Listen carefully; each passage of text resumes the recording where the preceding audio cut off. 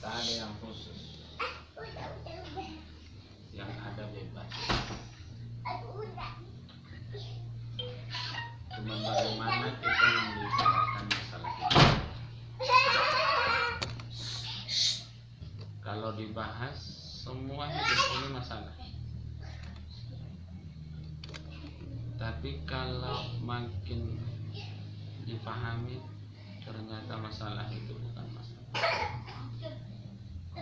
Tapi kalau semua sikit-sikit dibuat masalah, maka akan banyak jadi masalah.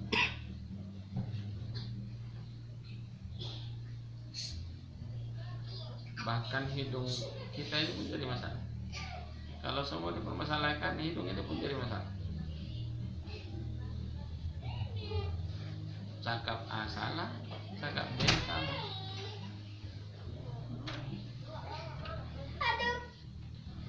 Maka oleh sebab itu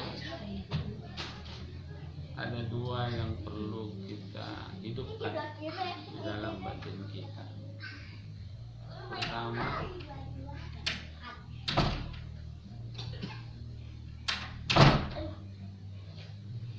Allah.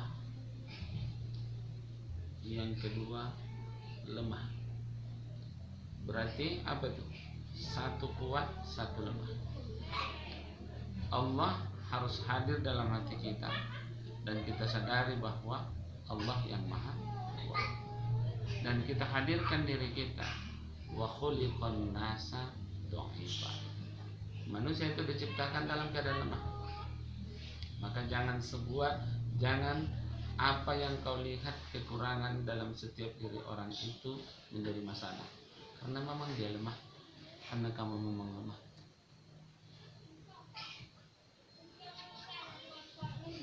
Lemah dalam artian tidak ada daya upaya kita, maka harus dimantapkan sifat khudu. Apa sifat khudu? Sifat khudunya itu sifat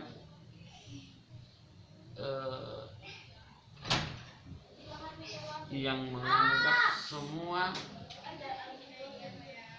ketika ada satu masalah diredupkan dengan mengembalikannya kepada kelemahan kita dan kekuatan. Kalau kita anggap semuanya harus benar, maka yang benar itu adalah Allah. Bagaimana supaya kita benar? Ikuti Allah. Tapi jangan merasa kita menganggap kita benar. Walaupun kita benar, tapi kita harus bersifat khudu. Khudu itulah yang perlu. Khudu itu walaupun kita sudah benar, tidak membuat kita angkuh, tidak membuat kita merasa hebat, tidak membuat kita merasa bangga, dan tidak memaksakan bahwa itulah yang benar. Walaupun benar, itu khudu'nya. Walaupun kita benar.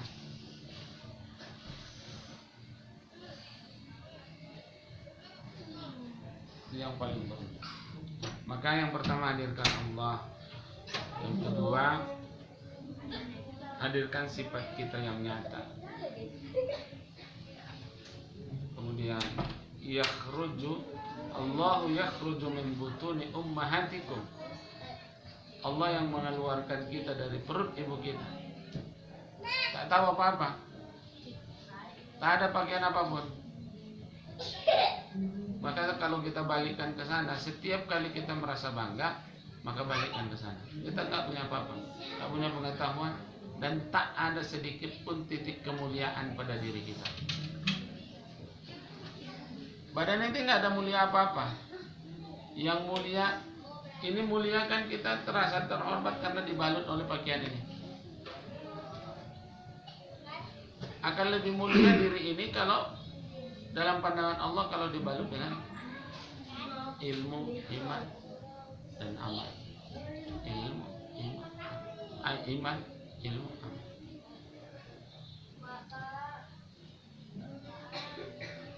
Enakkan hidup. Jangan paksakan pikiranmu dengan segala sesuatu. Bukan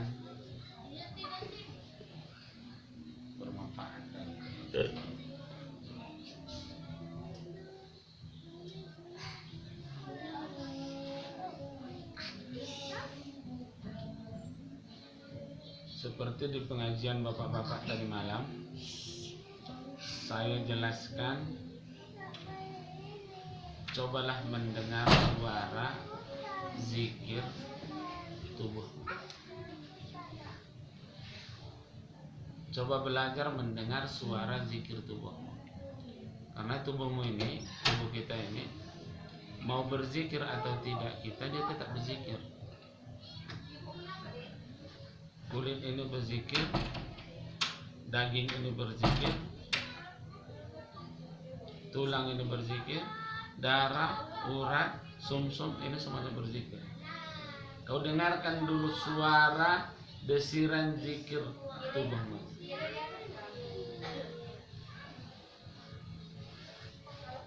Dengar dengan telinga, nggak terdengar.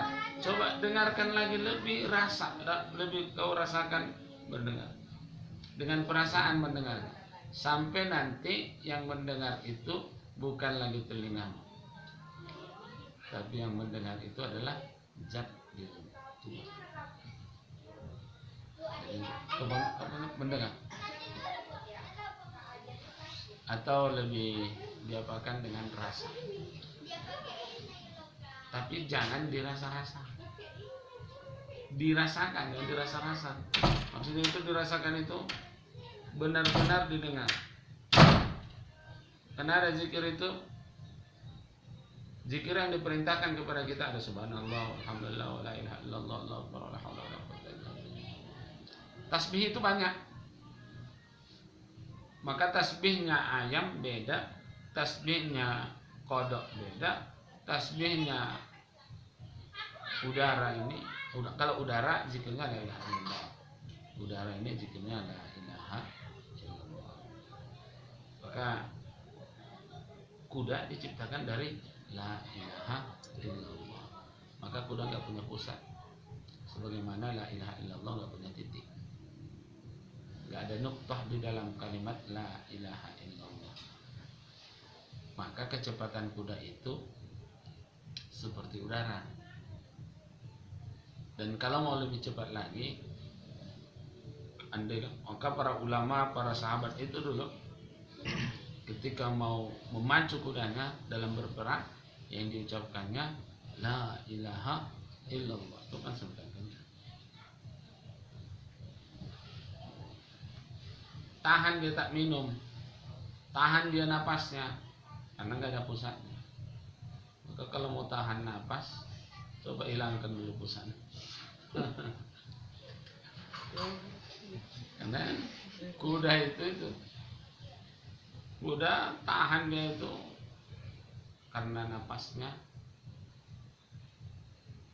pusat itu nggak ada. Berarti kelemahan kita di mana? Pusat. Tapi sadari kelebihannya pun ada di pusat. Karena kita melihat di pusat. Maka kita zikir itu dari bawah pusat. Zikir la ilaha illallah dari bawah pusat. Tarik nafas kita istighfar dari bawah pusat. Kalau yang di bawah pusat bermasalah lah itu perutmu. Kalau kepalamu pening berarti dia tidak simetris. Organ tubuhmu itu tidak simetris antara pusat ini dan sekelilingnya. Kalau ini pusat, di sini ada usus. Usus ini kalau nggak pas di bawah ini, usus besarnya, maka itu akan terjadi masalah besar. Jadi ini pusatnya di sini. Karena ini akan tersambung ke sini. Itu ada di dalam kitab Tajul. Kalau mau ilmu perdukunan di Tajul Muluk, beli kitab di sini. Kitabnya kitab Tajul Muluk. Tapi tidak perdukunan baca mantra-mantra apa. Dia ada ramuan-ramuannya.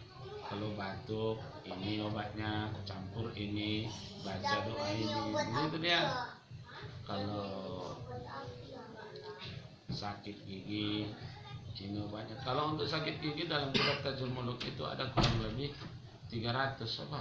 obat 300 macam. Tapi yang paling banyak dipakai orang paku. Kalau orang sakit gigi, tuh dipakunya. Nah sakit pindah. Sakit enggak. Ada kurangnya ada. Tuh tancapkan tuh. Tak pernah kumat lagi. Ada dapat ilmu orang tua itu.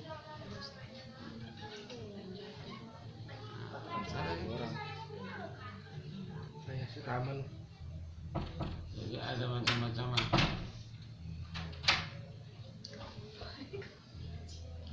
Ada bagian-bagian yang seperti itu. Jadi kalau kita coba kita rasakan, maka nanti di rumah itu pun kita akan tahu ada sesuatu yang lain dari kita yang hadir.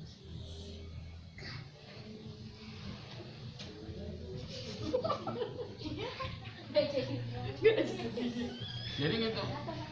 Kadang-kadang kita nggak sadar kalau ada orang sedang menyaksikan kita, ada yang lain dari kita menyaksikan kita.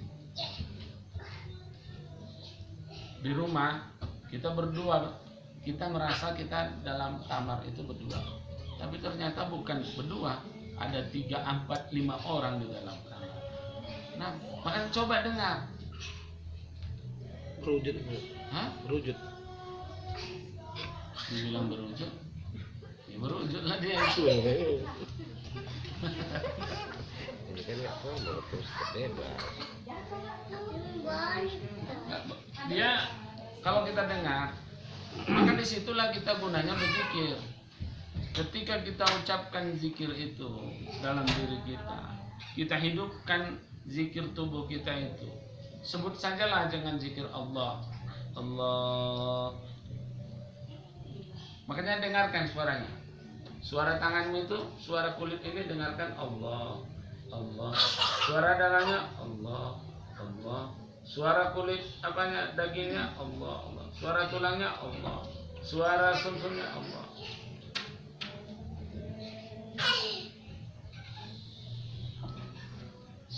1 sampai 3 menit kau buat begitu berzikir, seluruh tubuhmu kau dengarkan berzikir Allah, maka di yang sekelilingmu itu yang tak layak untuk dekat dengan dirimu dan melihatmu, melihat keluargamu itu akan hilang. Dia tidak akan mau dekat. Maka biasa itu kalau ada jin mau 700, mau 1000, mau 20.000, sementara aja menghabiskannya. Hanya dengan itu tadi. Tapi kalau nggak bisa, nggak jadi kita di situ, nggak bisa. Biasanya kan kalau perempuan rasanya tinggi, kayaknya ada yang memperhatikan, kayaknya ada yang melihat-lihat. Kan ada perasaan begitu kan? Coba rasakan dulu tubuhmu, kayaknya tubuhku ini berzikir kepada Allah. Ada nggak rasanya? Atau yang lain? Jadi kalau bisa berzikir itu Quran. Ini tidak salah cakap kita pikirkan sampai besok. Kurasa tak enak tadi. Kurasa sampai itu pada mata terbang kok ngomong gini rasanya. Kok enak. Itu kan satu arah untuk mengarahkan kita untuk berzikir kepada Allah, itu merasakan tubuh itu berzikir kepada Allah. Maka kadang-kadang sedikit aja, kadang kita melampaui batas tanpa kita sadari. Udah terserah, udah begini, udah begitu. Kita sudah mumtarin, kita sudah melampaui batas. Fala takunanna minal mumtarin. Kenapa sebutannya kepada perempuan? Karena yang sering melampaui batas seperti itu. Diawali dari sifat ketidaksabaran dalam menghadapi segala sesuatu. Maka berzikir, rasakan. Jangan hanya pandai memakai baju. Rasakan zikirnya. Ini kan pakaian yang kalian pakai ini bertasbih kepada Allah. Berapa macam? Yusabbihu lahu ma bis samawati wal ardi. Bertasbih kepada Allah yang di langit, yang di bumi, tanpa terkecuali. Berapa banyak pakaian kita, berapa macam pakaian yang kita pakai, maka semua itu bertasbih kepada Allah. Sementara yang memakai tak bertasbih kepada Allah. Yang dipakai itu tak ada otaknya. Yang memakai ada otaknya, tapi apa? Seperti tak punya otak. Makanya kadang-kadang pemikiran kita lahir dari pakaian itu, sehingga yang keluar tak berotak. Kenapa? Kita dibalut oleh yang tak berotak, tak kita rasakan zikir yang tak berotak itu, sehingga kita diarahkan oleh yang tak berotak. Yang berotak yang seharusnya mengarahkan. Kan yang berotak yang seharusnya mengarah. Ini tidak. Yang tak berotak yang mengarahkan yang berotak. Makanya Allah menyebutkan kal an'am, seperti binatang. Yang enak itu memang otak-otak juga. Makanan khas Melayu, otak-otak.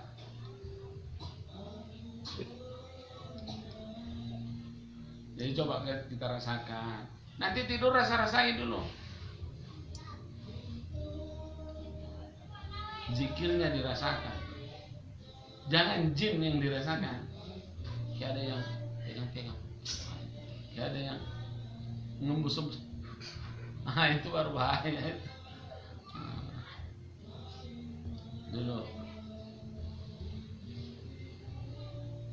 Tadi kan simpang pertama ini kan. Ada simpang kedua ini. Ada simpang pertama yang ada Indomaret itu sana. Dulu kita ada di sana itu villa seorang dokter, profesor, dokter USU di USU. Di situ kami pernah nginap. Jadi ada tamu dari Jogja perempuan. Ya, dia bisa nginap. Kali di sini Ustaz. Ini ada rasa-rasakan. Rasanya kayak ada di sini Ustaz. Lama-lama kan ada dirasa-rasakan jin itu ada, ditunjukkannya ini aku katanya. Makanya jangan dirasa-rasakan kalau yang seperti itu. Yang dirasakan itu suara atau tasbih dari setiap apa yang ada yang melekat dan yang dekat dengan kita. Yang melekat dalam tubuh kita dan yang dekat dengan kita, kita mencoba merasakan mereka bertasbih kepada Allah. Jadi Ustaz pun pertama-tama gitu, merasakan suara ayam itu gimana, suara angin itu gimana. Setelah saya rasakan dan saya dapatkan, ketemu kitabnya. Suara ini begini, kok jadi betul? Memang betul. Jadi ada landasan-landasan dari Al-Quran, dari hadis, dari kitab itu misalnya. Ada angin ini. Jadi kita bisa mendengar. Jangan padamkan. Jadi kalau kita tidak berzikir, ini tetap berzikir, tapi nggak bernilai buat kita. Karena memang tugas dia ditugaskan Allah berzikir. Kulit ini berzikir, daging ini berzikir, tulang berzikir, darah berzikir, semuanya berzikir ini. Tapi nggak ada nilainya kalau nggak kita arahkan, kalau nggak ruhur robbani kita, hati kita dan akal kita yang menjalankannya. Orang memang dia berzikir, mau tidak mau kita tetap, tubuh ini tetap berzikir kepada Allah. Yang melawan itu apa? Nih, akal dan nafsu, hati. Makanya kita lakukan berzikir terus, rasakan. Coba rasa-rasa dulu di rumahnya. Dinding ini berzikir, apa namanya? Gorden ini berzikir, yang kau duduk itu berzikir, yang kau pakai itu berzikir. Semua yang melekat atau yang dekat berzikir kepada Allah, yang jauh berzikir kepada Allah. Kalau gitu jalannya hidup itu nggak ada sikit-sikitnya, tenang hati, pikiran itu pun tenang. Ada orang bermaksud jahat sama kita, ada orang yang tak ingin baik, ada orang ingin menghancurkan kita. Tapi kalau kita dengarkan suara tubuhnya itu berzikir, bertasbih, itu akan mengarah kepada kebaikan. Nggak jadi itu. Ada orang jahat, atau ada orang umpamanya menyerang kita, seperti ini, dikelilingi kita. Satukan aja zikirnya dengan mereka. Buat dia berzikir kepada Allah. Tubuhnya itu memang berzikir, tapi kau yang mengarahkan. Kan kita yang mengarahkan tubuh kita berzikir. Darah ini kita arahkan berzikir kepada Allah. Tubuh ini berzikir semuanya kepada Allah. Maka tubuh orang lain yang tak mengarahkan dirinya itu berzikir kepada Allah, kan berzikir kepada Allah. Sehingga mati nafsunya itu tak bisa mengarah kepada kita. Maka biasa 3.000 lawan 30.000 itu biasa. Yang menang 3.000, bukan yang 30.000. Bagaimana mungkin? Karena dia menjalankan kedekatannya kepada Allah. Ini sikit-sikit masalah, sikit-sikit dibilangin ngamuk.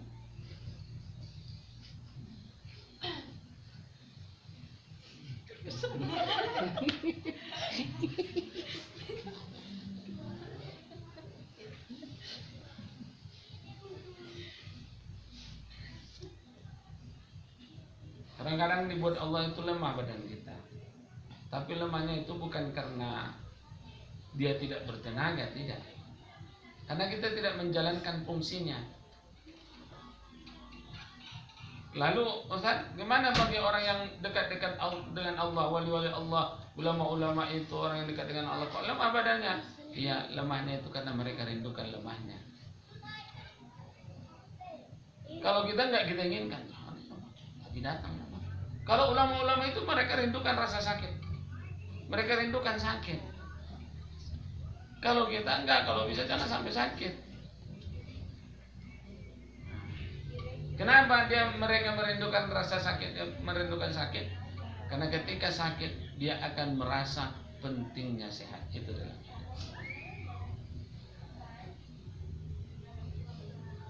Ini mata ini melihat sempurna, tapi ketika kabur barulah kita tahu bahwa pentingnya mata. Habis itu baru pakai obat mata. Udah sakit baru pakai obat mata. Udah sakit gigi baru gosok gigi. Apalagi udah sakit, udah berlubang. Nah, contohnya. Jadi harus kita perbaiki.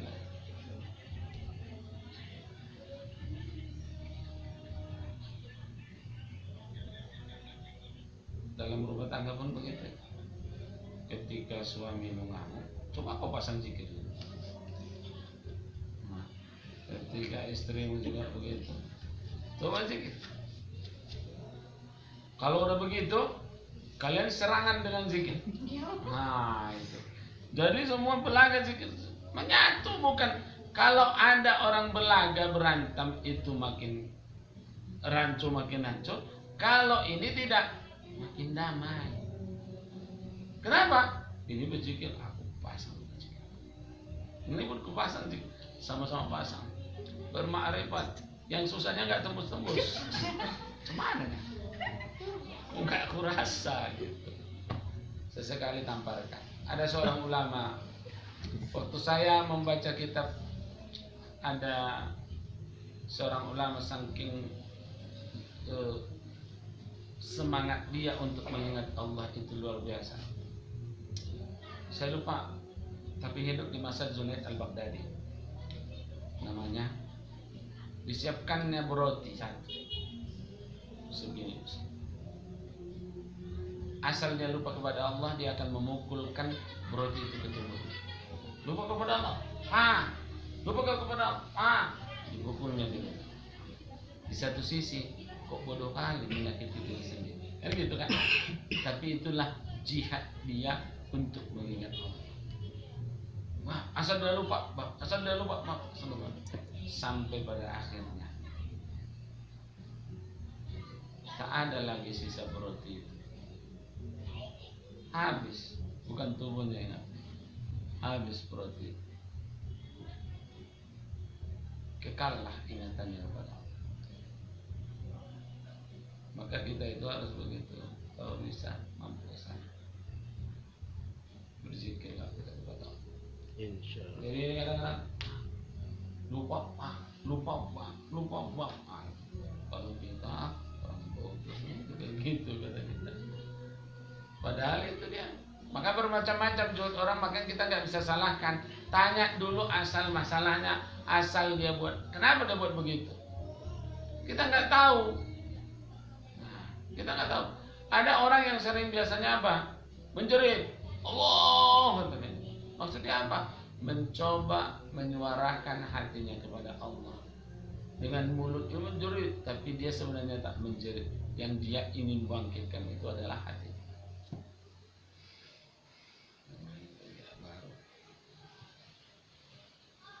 Cobalah berzikir. Coba rasakan dulu. Istighfar dulu sekali. 2, 3 istighfar. Astagfirullah.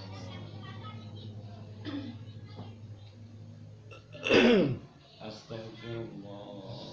Astagfirullah. Astagfirullah. Astagfirullah. Tarik nafas. Dengarkan suara.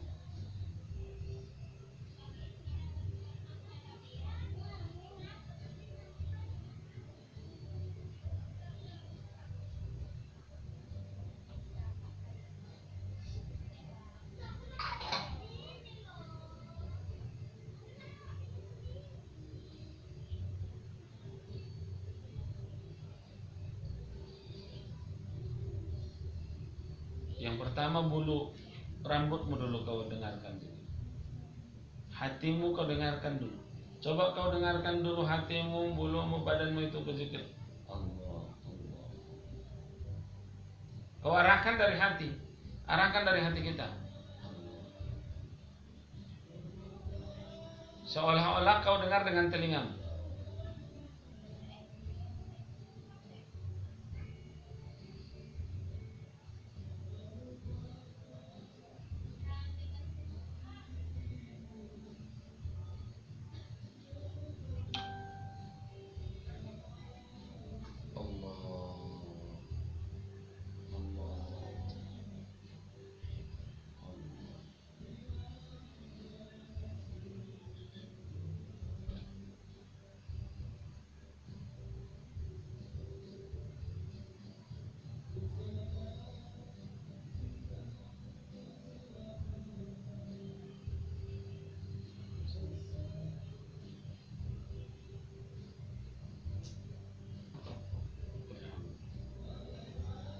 Bisa, dapatnya.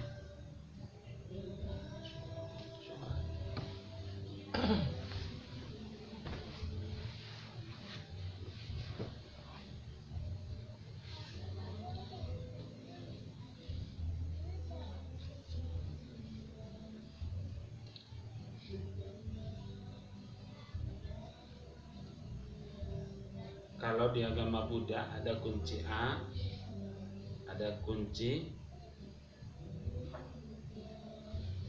titik itu, maka dia berzikir begini. Ya kan? Ada saatnya dia begini. Itu mudah. Dia ingin merasakan dirinya berzikir dengan Allah. Dia ingin dia bergerak. Itu mudah. Sebenarnya dulu zikir mereka itu khusus. Kalau agama yang benar, mudah itu. Kalau kita tidak, kita zikirnya diam, tapi dia mengarahkan semuanya ini berzikir. Dia ingin menyentuh titik-titik nadi itu. Dia ingin mengapakan titik-titik nadi itu. Maka kita disunnahkan subhanallah itu pakai ini. Walaupun ada tasbih kita, zikir subhanallah, alhamdulillah, Allahu akbar pakai ini. Setiap jari ruas ini, dan tidak pakai kiri. Yang ada hadisnya kanan. Berzikir kepada Allah, jangan gini nyambung ke sini. Ini. Makanya kalau Ustaz bertasbih tidak pakai, kalau berzikir salat itu tidak pakai tasbih, pakai. Dan tasbih itu harus dirasakan juga. Ini kan tasbih kita, rasakan juga dia bertasbih.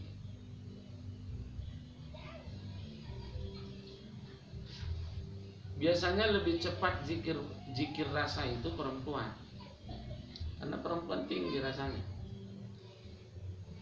perasaannya apalagi. Coba zikirkan. Nah, maka dirasain. Ini pun harus kita dengar dia, kita bayangkan lah. Kalau istilah Islam, istilah tahu apanya, dimakrifatkan.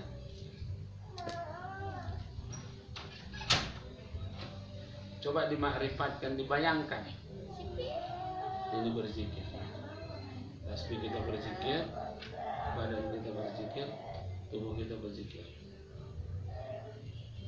Baru mantap.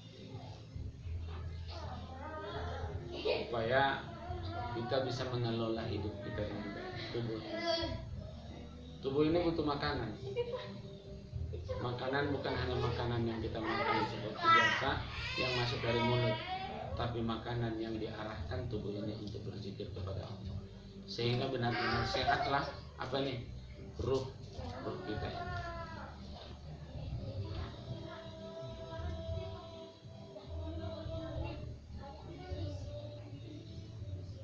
Bisa kira-kira? Insyaallah. Coba rasakan dulu Bella. Makanya kadang kalau nonton TV, nonton acara-acara, kalau orang ulama-ulama itu dia tidak cakap semua dunia. Dia tidak cakap dunia ini. Kalau contoh ini sofa atau apa, dia tidak cakap. Dalam berzikir, maka kadang-kadang lama-lama kita seolah-olah seperti orang gila, tapi bukan gila. Tapi semakin kuat batin itu, semakin kuat batin itu. Hilangkan rasa takut.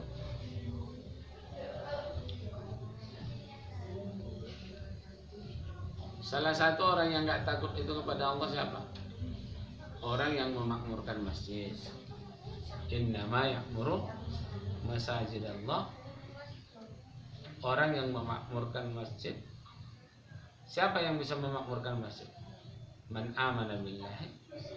Orang yang beriman dengan Allah wal yaumil akhir wa aqama shalah, orang yang mendirikan salat dan zakat.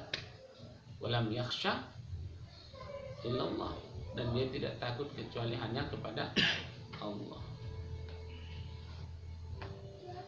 Kutanya tadi si Abdul Razak, apalah yang kau takutkan dari hantu lah kalian? Nggak tahu, pokoknya takut. Apa yang ditakutkan? Rasa takut itu ada manusiawi, tapi jangan ketakutan.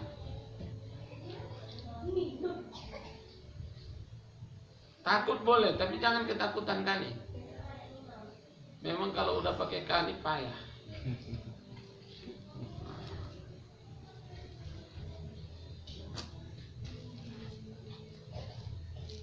Takutnya nanti kamar mandi ngajak istri kamu, bangun istri kamu.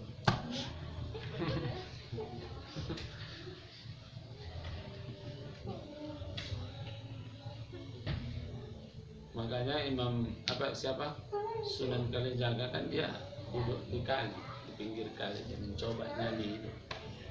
Yang jadi masalah sampai saat ini apa? Dia bertapa di situ Sholatnya gimana? Sholatnya gimana? Itu yang jadi pertanyaan. Sampai belum ada Sampai belum. sholatnya. Jadi syariatnya apa? Siapa ini di sini? Adik. Pertama masa di sini. Berzikir itu tempat yang bersih, yang suci. Dia masuk pipa? Yakin nggak? Iya. Kalau Ustaz nggak yakin, itu rekayasa, pengerusakan akidah. Kalau saya, karena Islam tidak mengajarkan seperti itu. Tapi kalau ada kita lihat guru-guru yang dekat, orang yang dekat dengan Allah itu nampak tak sholat, bukan berarti nggak sholat. Dia sholat. Dia nggak sholat di depan kita. Contohnya guru Ustaz, saya Muhammad Soleh. Ini zuhur nggak sholat, asar nggak sholat. Sampai muncul apa namanya, curiga atau rasa benci, mana pula guru ini nggak sholat. Saya pergi ke pasar, tadi aku jumpa kami sholat sama gurumu itu. Orang di depan saya dia. Saya ngusuk-ngusuk dia lagi setiap apa di situ. Tapi pergi saya ke pasar, beli rokok dia. Dulu rokoknya ardet. Beli rokok.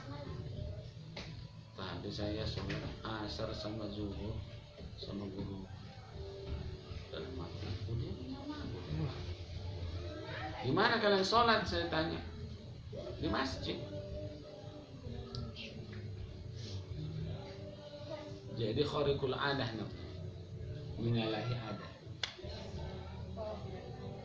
Apa itu? Panas. Alhamdulillah.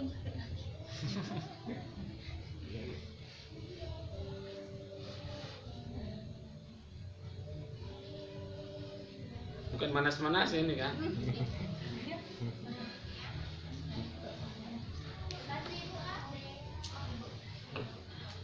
Jadi kadang-kadang seperti itu. Kalau kita melihat orang seperti itu. Dan kalau kalian membiasakan zikir tubuh itu, zikir badaniyah, kullil jasad, kalian akan tahu ada orang baik di sekeliling kalian, ada orang yang tak baik. Kau berzikir, ngumpul cerita manis-manis, rupanya tak baik. Manisnya rupanya di depan aja. Karena mungkin tebalnya lipstiknya makin manis dia, tapi makin tajam ke dalam. Itu yang udah. Makanya sering rasakan, kalau mau ngobrol itu sama orang, zikir dulu.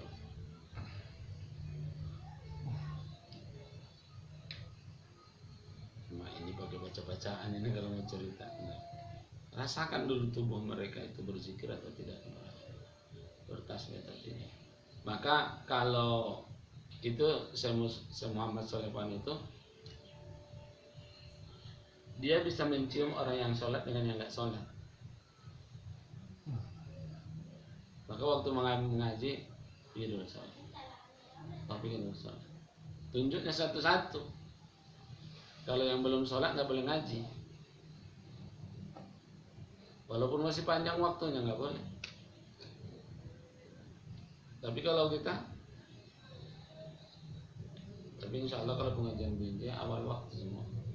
Insya Allah.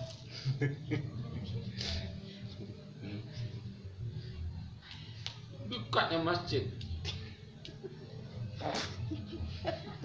Giring dekat. Maka kalau bisa sesekali nadha wajahu bilma, siram wajahnya dengan air sedikit aja, nggak usah sampai 1 ember, 1 gayung. Tapi kalau Ustaz sama Umi nggak pernah. Kalau sama anak pernah siram muka, siram muka dengan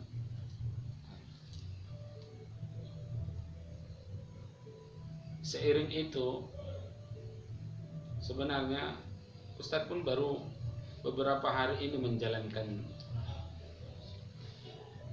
zikir bersama alam ini semua,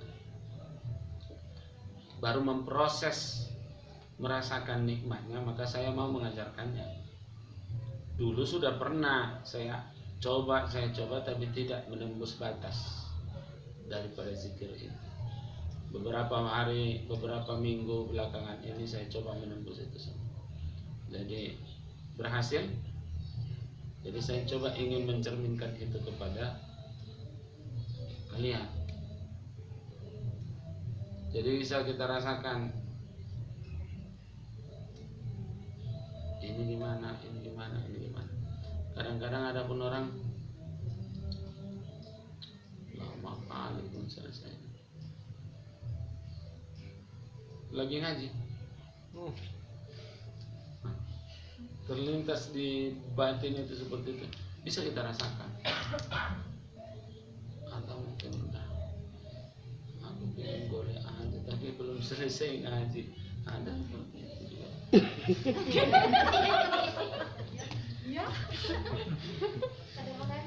Ada yang lain, ada enggak, memang dia ada dia memang menantang dalam ucapan, dalam batin. Tapi ada memang dia mau boleh, bukan menantang, karena memang lelah dia. Tapi ada dia memang menantang. Memang udah dasar gak suka. Yang baik pun dibuat gak suka dia. Memang udah tak selera lagi. Tahu semua. Hah? Semua bisa dirasa dengan zikir, dengan apa itu. Karena kita itu satu alam. Jadi yang barusan Ustaz bilang nih, malamnya ada yang kayak gitu Ustaz? Tidak ada.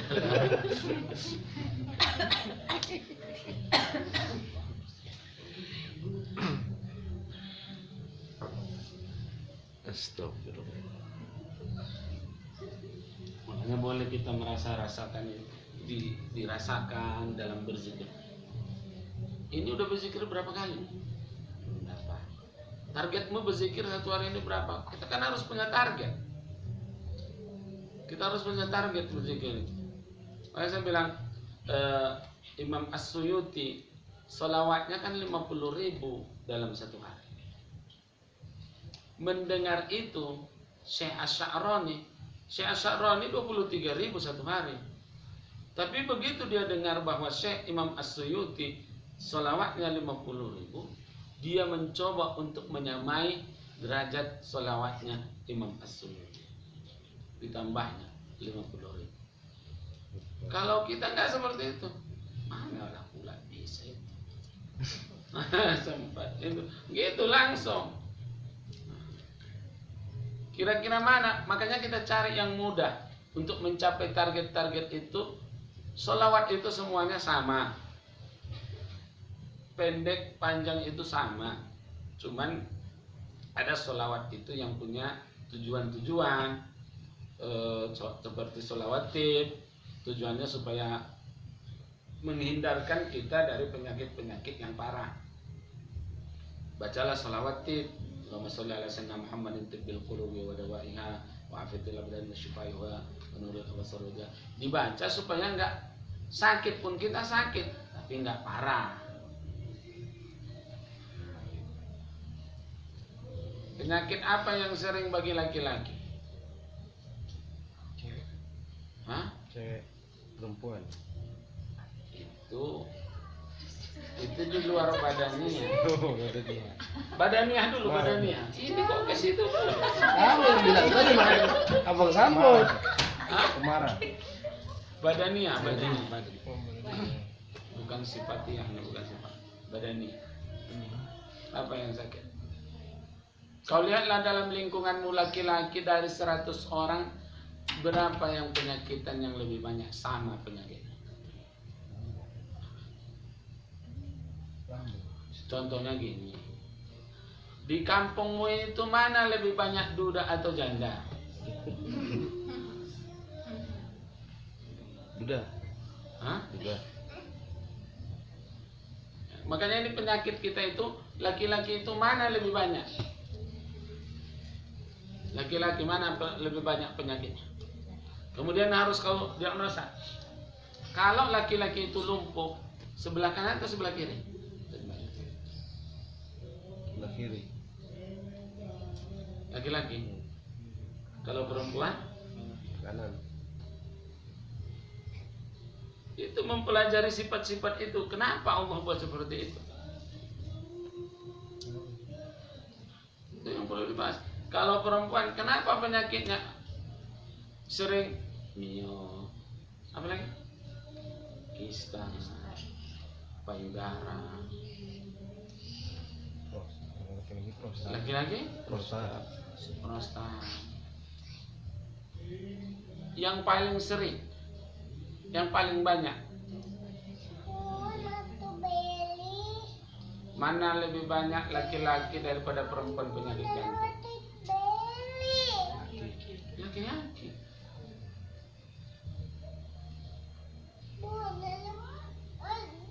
Perempuan sebenarnya kalau dihitung jarang penyakit.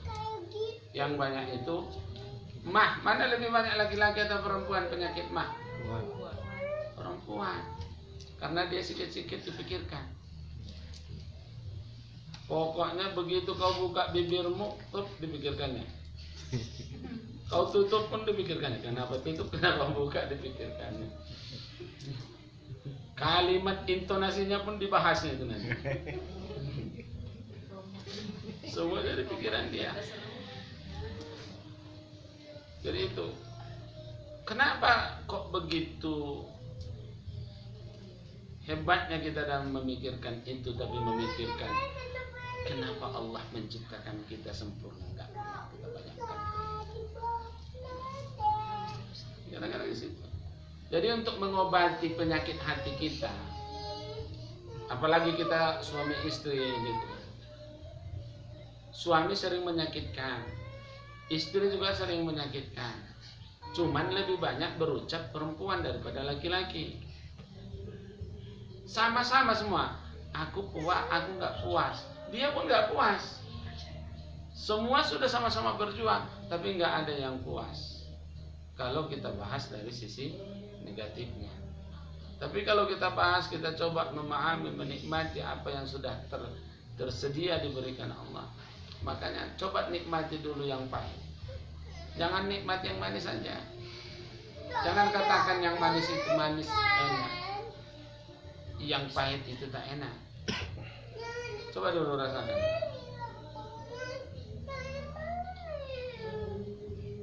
Supaya ada keseimbangan dalam hidup. Jadi mengatasi penyakit-penyakit zohir, penyakit zohir itu begitu. Ada sakitmu apa? Pening kepala. Coba atasi dulu dengan apa? Kepala itu gini.